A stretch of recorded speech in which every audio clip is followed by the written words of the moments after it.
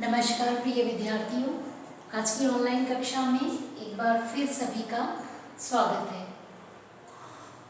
धीरे धीरे क्रम में बढ़ते हुए हम लोग फर्स्ट यूनिट की अंतिम चरण पर पहुंच चुके हैं और आज का जो विषय है और आपकी फर्स्ट यूनिट का भी एक बिल्कुल लास्ट बिंदु है, उसमें समाज शास्त्र और विकास का क्या संबंध है, उनका आपस में किस प्रकार से घनिष्ठ संबंध है, इसके 4-5 बिंदुओं के आधार पर हम इसे परिभाषित भी कर सकते हैं और इसे एक दूसरे से किस प्रकार से ये संबंधित हैं उनको समझाने का प्रयत्न करेंगे।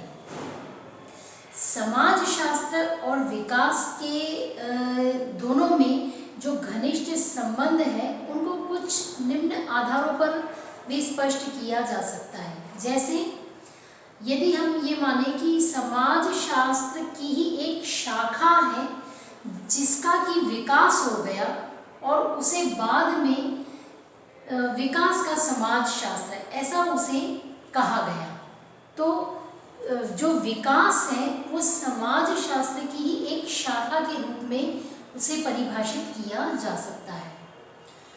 समाज शास्त्र के अंतर्गत क्या किया जाता है? समाज शास्त्र को यदि हम देखें तो समाज के अंतर्गत जो होने वाले परिवर्तन हैं, सामाजिक संबंध है, उनका जो अध्ययन है, वो सब जो अध्ययन करने का जो क्षेत्र है वो समाज शास्त्र के क्षेत्र के अंतर्गत आता है।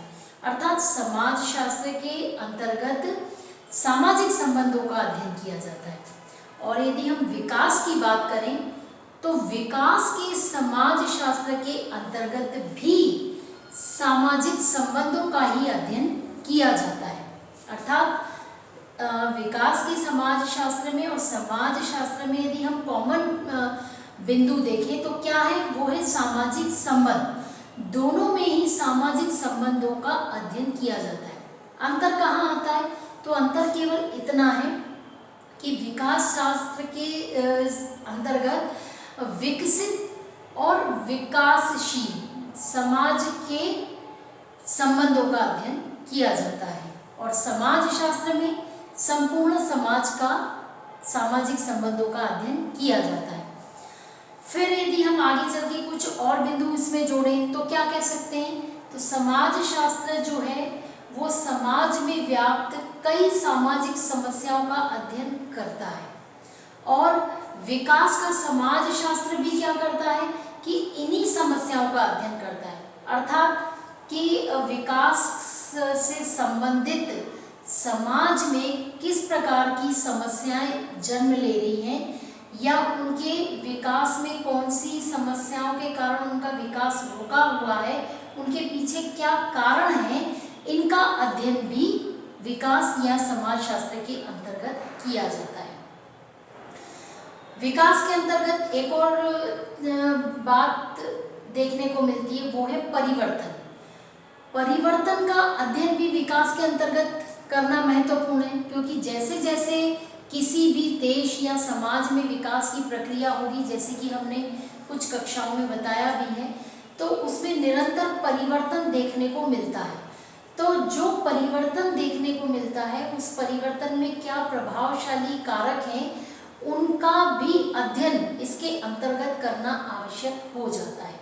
तो समाज शास्त्र भी क्या करता है, वह भी एक परिवर्तन की प्रक्रिया है, तो समाज शास्त्र भी परिवर्तन का अध्ययन करता है और विकास भी परिवर्तन का अध्ययन करता है। अर्थात समाज शास्त्र और विकास में जो घनिष्ठ रूप से संबंध है वो भी एक कारक क्या होगा, वो परिवर्तन एक कारक होगा जो दोनों को संबंधित करता है। अर्थात उनके दोनों को संबंधों को जोड़ने का एक काम करता है, तो वो है परिवर्तन।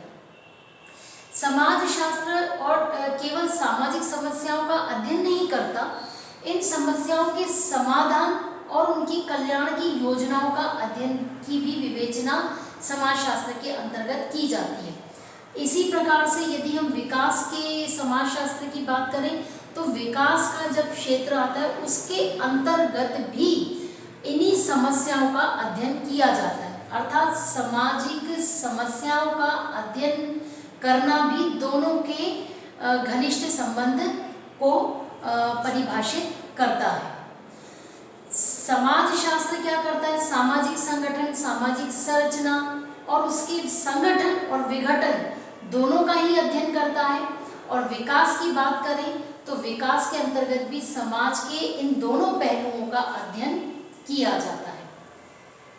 फिर अंतिम बिंदु की बात करें तो समाजशास्त्र में उद्विकास और प्रगति का अध्ययन किया जाता है, जो कि हम पिछली कक्षाओं में पढ़ करके भी आ रहे हैं। उसी प्रकार से विकास के अंतर्गत भी उसका उद्विकास और उसकी प्रगति, यानी विकास में कितनी प्रगति देखने को मिल रही है, इसका अध्ययन भी इसके अंतर्गत किया जाता है।